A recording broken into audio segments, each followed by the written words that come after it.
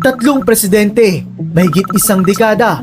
Sa wakas ay makakauwi na sa Pilipinas ang convicted Pinay OFW sa Indonesia na si Mary Jane Veloso na nakaligtas sa pagbitay noong 2015. Kung sasariwain ang kanyang mga pinagdaanan, makukuha sa kanyang kwento ang masalimuot na dinanas ng isang inang nakipagsapalaran sa ibang bansa para mabigyan ng magandang buhay ang pamilya.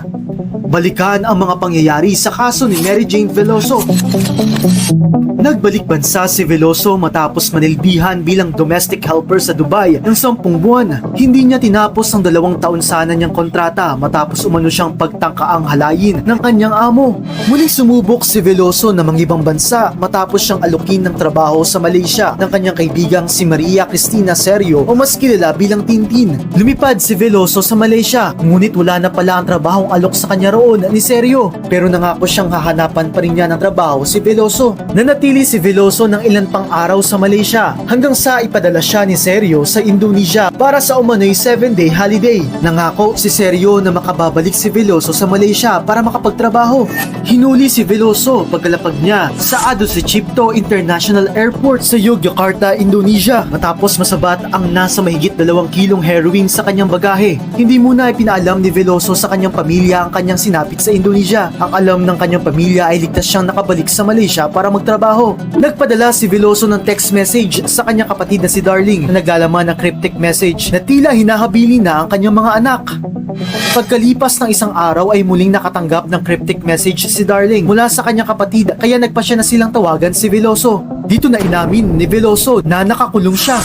Kinabukasan ay sumugod ng pamilya ni Veloso sa illegal recruiter na si Serio.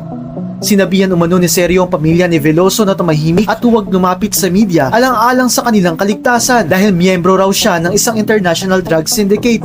Lumuwas sa Maynila ang pamilya ni Veloso upang i-report ang lagay ni Mary Jane at humingi ng tulong sa Department of Foreign Affairs o DFA sa kabila ng mga banta sa kanila ni Serio. Sa Indonesia, sinintensyahan ng District Court sa Sleman sa Yogyakarta si Veloso ng kamatayan. Kasunod nito ay naghain ng apela ang Embahada ng Pilipinas sa Indonesia. Kumuha sila ng pribadong abogado para kay Veloso. Pero nanindigan ng Court of Appeals ng Yogyakarta na ituloy ang death penalty kay Veloso. 2 apela pa ang inihain sa Korte Suprema ng Indonesia para baliktarin ang desisyong pagbitay kay Veloso.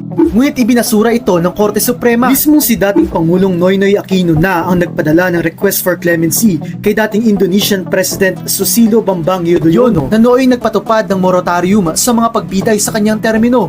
Dito pa lang kinumpirma ng DFA sa pamilya ni Mary Jane na totoo ang nakatakdang pagbitay sa Pinay OFW gaya ng ikinukwento nito sa kanila sa tuwing sila ay nagkakausap. 2 taon pa ang nakalipas bago na ang literato sa Indonesia sa pamumuno ng kakaupo lang sa pwesto na si dating Indonesian President Joko Widodo.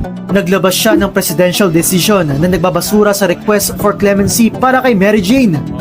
Sa kabila nito ay tuloy ang pagsubok na mailayo si Mary Jane sa pagbitay. Naghain ng abogado ni Veloso ng application for judicial review para sa kaso ng Pinay OFW sa District Court of Justice ng Sleman, Yogyakarta. Sumulat pa ang dating Foreign Affairs Secretary na si Albert Del Rosario ng liham sa kanyang counterpart sa Indonesia upang hilingin sa Indonesian authorities na bigyan ng sapat na panahon ang paggulong ng aplikasyon para sa judicial review ng kaso ni Veloso.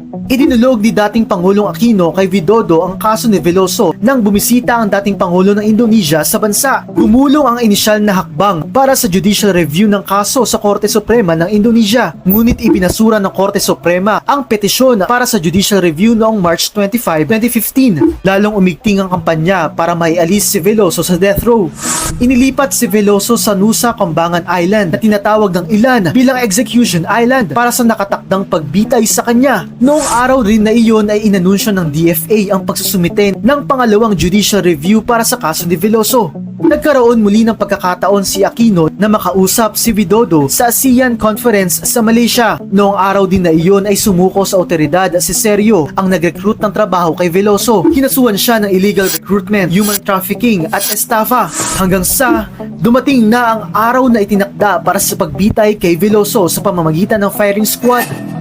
Ngunit sa kabutihang palad ay hindi ito natuloy matapos ipagpaliban ng pagbitay dahil kinailangan siyang tumestigo laban sa mga sangkot sa illegal human trafficking.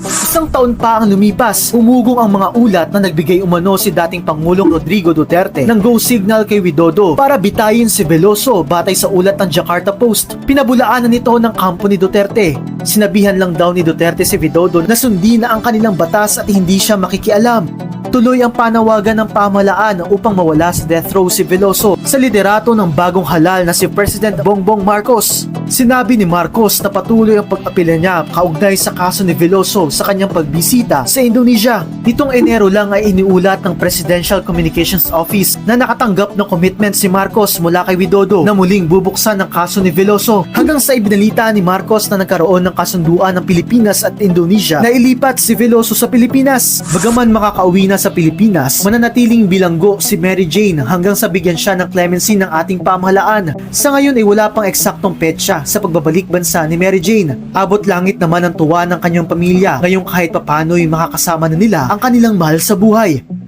Makialam at maging maalam. Sundan ang social media pages ng News 5.